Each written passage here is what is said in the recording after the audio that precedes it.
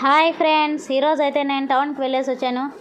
ఇంకా ఈరోజు వెళ్ళొచ్చిన వీడియోస్ అయితే రేపు పోస్ట్ చేస్తాను. నేను ఏం తీసుకున్నాను, ఎక్కడికి వెళ్ళాను అనేది.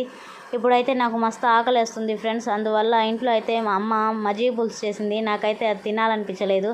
అందువల్ల అయితే నేను ఏదో ఒకటి చేసుకుందామని ఇప్పుడు బాండ్లీ అయితే పెట్టుకొని ఇంకా నూనె వేసుకున్నాను. పచ్చిమిరకాయ, ఉల్లిపాయ వేసుకొని వేయించుకున్న తర్వాత కొంచెం సాల్ట్, ఇంకా కారం, ధనియాల పొడి, పసుపు పొడి అయితే వేసేసాను. చూడండి, ఈ విధంగా వేసుకున్న తర్వాత 2 మినిట్స్ బాగా కలపాలి. తర్వాత ఒక గుడ్డ అయితే తీసుకొని పగలగొట్టి వేసేసాను ఫ్రెండ్స్.